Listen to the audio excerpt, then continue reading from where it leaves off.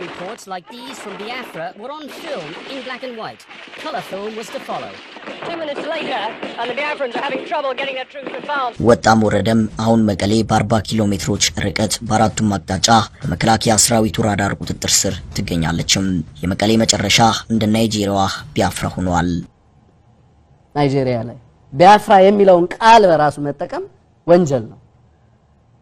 ሞስት ፕሮባብሊ ኢትዮጵያ መንግስት ትግራይ የሚለውን ቃል እንኳን ክሪሚናላይዝ ሊያደርገው ይችላል ብዬ ነው የምፈራው። ከ3 እና 4 ዓመታት በፊት አብይ ወይም ሞት ሙሴ ሻመት ይንገሱ በሚሉ ተደማሪ የፕሮፓጋንዳ ምዕመናን አንደበት የማይጠፋ አንድ ቃል ነበር፣ ቢያፍራ የሚል። ነገሩ ታቻምና ብቻ ሳይሆን ዘንድሮም አጀንዳ ነው። በእርግጥ ዘንድሮም ብቻ አይደለም፣ ሰሞኑንም ቢያፍራ ይሉት ስም በኢትዮጵያ ውስጥ ማስፈራሪያ ሆኖ ተደምጧል። ከዚያም በፊት እንዲሁ ነበር። ጥቅምት 2015 ደቡብ አፍሪካ አንዳች በጉጉት የሚጠበቅ መድረክ በፕሪቶሪያ ከተማ እየተካሄደ ነው። የሚሊዮኖችን እልቂት ያስቆማል የተባለ፣ ለሚደፈሩ 100 ሺዎች ፋታ ይሰጣል የተባለ፣ የጥፋት ኃይሎችን ሁሉ ያጋመደ አንድ የክፋት መንገድ ይበጣጠስ ዘንድም ያ መድረክ ያስፈልግ ነበር። በዚያ መድረክም ላይ ቢያፍራ ይሉትን ቃል እንደ ማጣፈጫ ሳይሆን እንደ ማስፈራሪያ መጠቀም በየንግግሮች መሃል ሁሉ የሚገባ ነበር። ደግሞም ይህንን ቃል የሚናገሩት ኦሉሴጉን ኦባሳንጆ የተባሉት አደራዳሪ እንጂ ተደራዳሪዎቹ አልነበሩም። መንግስት ከፈለገ እንደ ቢያፍራ ማድረግ ይችላል ሲሉ ልጣቸው የተራሰ ጉድጓዳቸው የተማሳ አዛውንት ነውትና ይህንን እንደ ጥሩ ምሳሌ አይጥቀሱት። ጸጸት ያለበት ቃል ካንደበቶ ይውጣ ያላቸው የለም። በእርግጥ ቢያፍራ የሚያኮራ ሳይሆን የሚያሸማቀቅ ተግባር የተፈጸመበት የአፍሪካውያን ጭካኔ ከተገለጠባቸው አጋጣሚዎች አንዱ ነበር። የነገሩ ክስተት 50ኛ ዓመት ሲሞላው የቢቢሲው አዳኦ ቢትሪሲያ አንድ መጣጥፍ ለአንባቢዎቹ አቀረበ። ያን የቢያፍራን ክስተት ናይጄሪያውያን ከአእምሯቸው ሊያጠፉት ይታገላሉ፣ የነገሩ አስቀያሚነት ግን በአንጎላቸው ተቀርጾ ቀርቷል ብሎ ነበር። በእርግጥም ርኅራኄ የለሽነት ግዝፍ ነስቶ የታየበት ኦባሳንጆ ለሚባል ኮሎኔል ደግሞ በፖለቲካና ውትድርና መስክ ዝነኛ የሆን ዘንድ ክስተት የሆነለት በ2 ሚሊዮን እናቶችና ሕፃናት እልቂት የታጀበ ዝና፣ በህዝብ ደም የተጻፈ ታዋቂነት፣ የሰውን ልጅ በማንነቱ መርጦ ባልተፈጠረበት ብሔሩ በሃይማኖቱና በዘሩ ለይቶ በመግደል ከቦ በማስራብ የተገኘ አድናቆት ኦባሳንጆነት። And on the 6th of July 1967, civil war broke out. እንግሊዝ ከቅኝ ገዥነቷ ወጥታ ናይጄሪያ በናይጄሪያውያን መመራት ከጀመረች በኋላ ባይተዋር ሆነናል፣ ተገፍተናል፣ ተበድለናልም ያሉ የደቡብ ምስራቅ የአገሪቱ ፖለቲከኞች በማዕከላዊ መንግስት ውስጥ ጉልበት እንዲኖረን ብናደርግ ይሻላል አሉ። የማዕከላዊ መንግስቱ ጭቆናና ድሎ በእኛ ላይ በርትቷል ያሉት እነዚህ ሰዎች በአካባቢያችን ነዳጅ ቢኖርም ጥቅሙ ለእኛ አልሆነም የሚለው ቅሬታቸው የሰነበተ ነው። የነዳጅ ማውጫ ጣቢያዎችን የያዘው የፌዴራሉ መንግስት እኛን የበይ ተመልካች እያደረገን ነው ሲሉ ብሶታቸውንም አስተጋብተዋል። እናም የእኛ ልሂቃን መንግስት ይሁኑ አሉና በእነሱ አካባቢ ተወላጅ ወታደሮች የተመራ መፈንቅለ መንግስት አደረጉ። የሲቪል መስተዳድሩንም አስወገዱት። ሆኖም ሰሜነኞቹ በጀነራል ያኩቡ ጎን እየተመሩ የመፈንቅለ መንግስት የመልስ ምት አደረጉና የፈነቀለውን መስተዳድር ፈንቅለው ስልጣን ያዙ። ፈንቅለው ግን አልበቃቸውም። ፈንቃዮችን ተበቀሏቸው። በቀጣይ ከቢያፍራ እንዲህ ያለ ፖለቲካዊ ጥያቄ ሊነሳ ይችላል ብለው ያሰቡትን ፖለቲካዊ ልሂቅ ሁሉ እንገድላለን ብለው ዘመቱ። ግማሾች 100 ሺህ ይደርሳል ያሉት ከምድረ ቢያፍራ የበቀለ ሰው ሁሉ ተቀላ። በዚያ ጊዜ ቢያፍራዎች መላመቱ። በአገሪቱ ውስጥ የምንቆጣጠረው መንግስት ከሌለን፣ አገሪቱን የሚቆጣጠረው መንግስት ለእኛ ካልተመቸን መፍትሄው አገር መሆን ነው አሉ። እናም ተገንጥለናልና ዓለም ይወቀን ሲሉ ጥሪ ያቀረቡ። ስማችንም የቢያፍራ ሪፐብሊክ ነው፣ ናይጄሪያ ጎረቤታችን እንጂ አገራችን አይደለችም፣ ይህንኑ ታውቁልን ዘንድ እንጠይቃለን ሲሉ አወጁ። ታንዛኒያ፣ አይቬሪ ኮስት፣ ጋቦን፣ ዛምቢያና ሄይቲ ለቢያፍራ አገርነት እውቅና ሰጡ።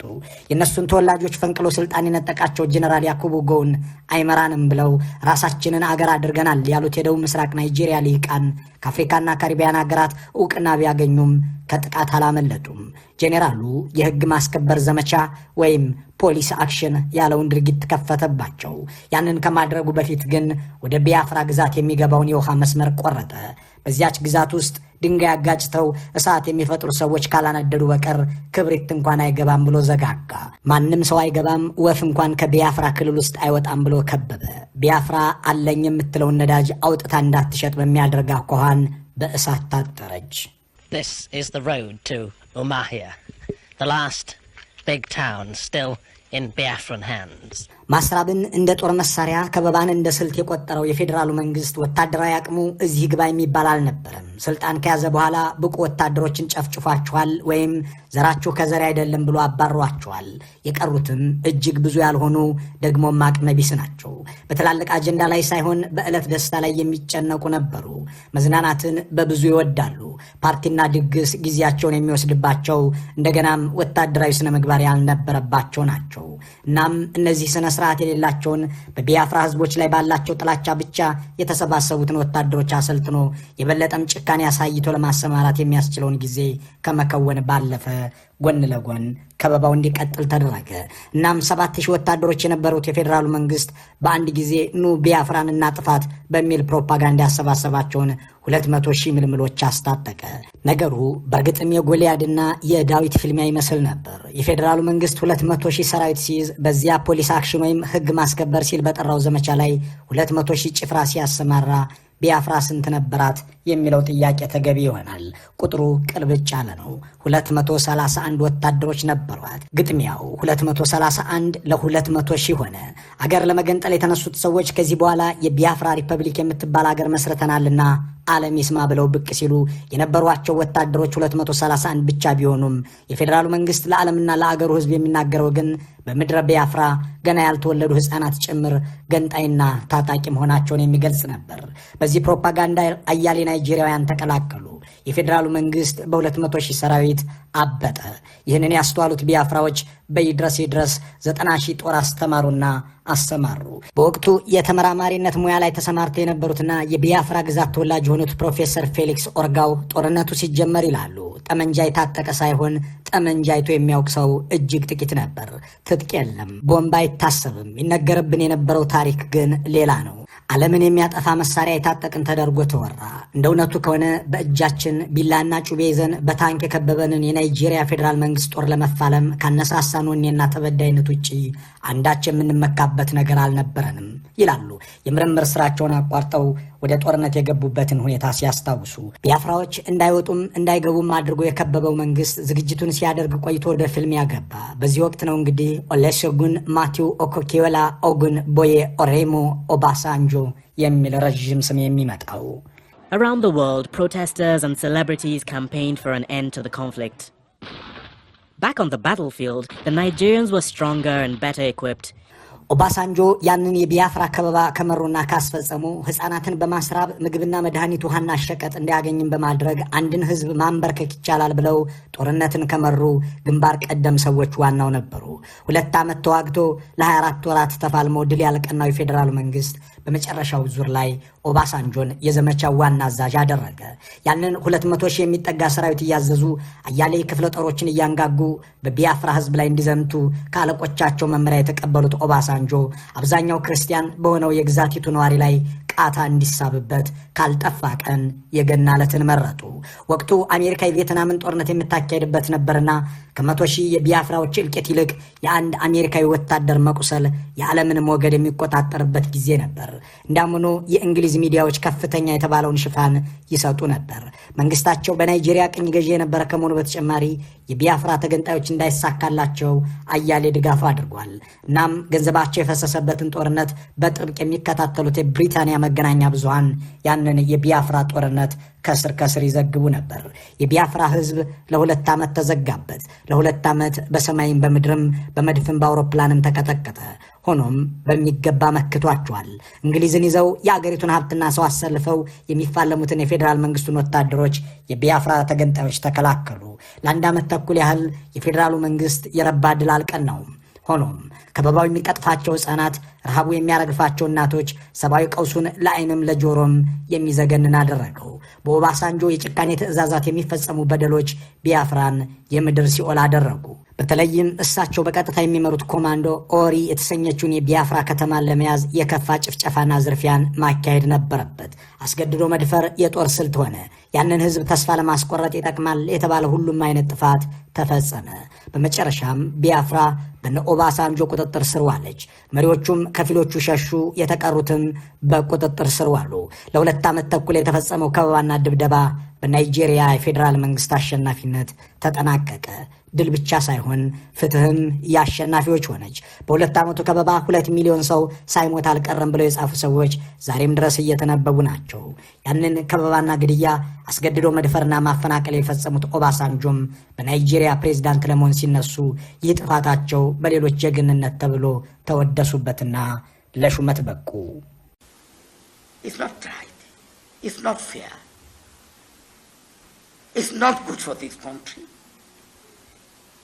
ቢያፍራ ከአፍሪካውያን የነጻነት ትግል ማግስት የጦር ወንጀል ጄኖሳይድና የዘር ማጽዳት ከተፈጸመባቸው ምድሮች መካከል አንዷ ናት። ግን ደግሞ ለዚህ ጥፋት ተጠያቂ የሆነ ወንጀለኛ ፍርድ አደባባይ አልቆመም። የቢያፍራ ሰዎች እንደ ዋና ገዳያቸውና በዳያቸው የሚያዋቸው ኦባሳንጆም የቢያፍራን ሞዴል ለአፍሪካ አምባገነን አጋሮቻቸው የሚያማክሩት ጉዳይ ሆኗል። የቢያፍራ ሞዴል የህግ ተጠያቂነት በሌለበት ሁኔታ ጦርነትን መጨረስ ነው። የቢያፍራ ሞዴል ፍትህን በአሸናፊዎች ዳንኪራ መሸፈን ነው። በደልን በድል አድርገናል ዜና ማለባበስ፣ አንድን ማህበረሰብ አንገቱን ደፍቶ እንዲኖር መቅበር የቢያፍራ ኦባሳንጆዊ ሞዴል ነው።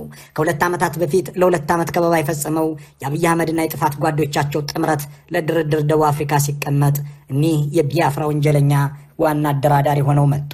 በየንግግሮቻቸው መካከልም ስለ ቢያፍራ ሞዴል ኦባሳንጆ ይናገሩ እንደነበር ተደራዳሪዎቹ በኋላ ላይ ሲመሰክሩ ተሰምተዋል። ለኦባሳንጆ የቢያፍራ ሞዴል ማለት ወንጀል ፈጽሞ ተጠያቂነት እንዳይከተል ለማድረግ አንድን ማህበረሰብም ዘላለማዊ ገባር ማድረግ ማለት ነው። የብልጽግና መንግስት ይህንን የማድረግ አማራጭም እንዳለው ሲሰብኩ የነበሩት ኦባሳንጆ ሁሉም ወንጀል ፈጻሚ ተጠያቂ ይሆናል ማለት አይደለም እያሉ መሆኑ ነው። ከቦ ማስራብ፣ ከቦ 2 ዓመት መግደል እንደማያስጠይቅ እኔ ሕያው ምስክር ነኝ እያሉ መሆኑ ነው። እንዲያም ሆኖ ስለ ኦባሳንጆ የሚጽፉ ሰዎች አንድ ነገር ታዝበናል ይላሉ።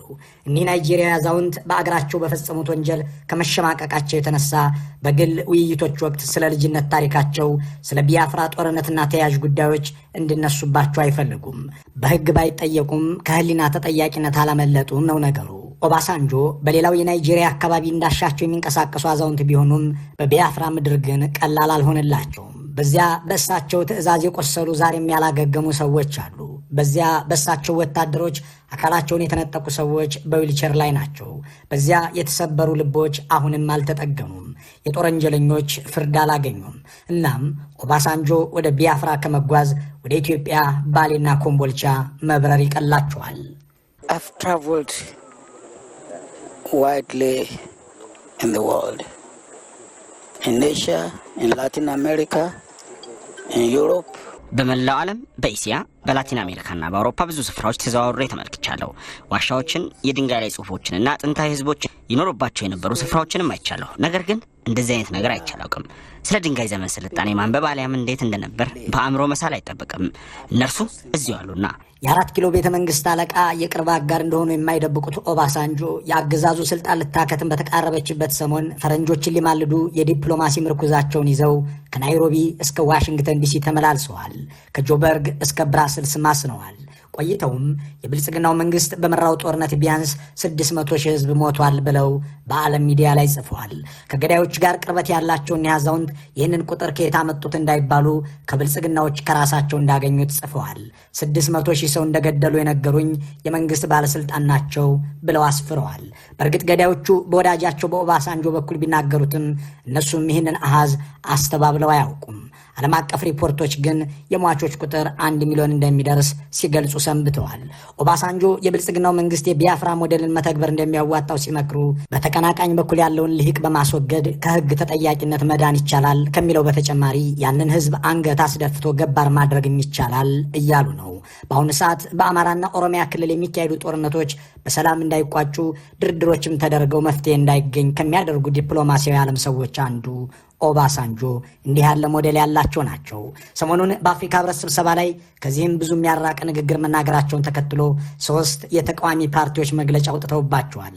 በቢያፍራ ያደረግከውን በዚህ ለመድገም የምታስብ ኦባሳንጆ ሆይ እንደማይሳካልህ እወቅ የሚል ይዘት ያለው መግለጫው በዚያ በቢያፍራ ለጨፈጨፍካቸው ንጹሐን ሁሉ ሐዘናችን ጥልቅ ነው ሲሉም ቁስላቸውን ነካክተውባቸዋል።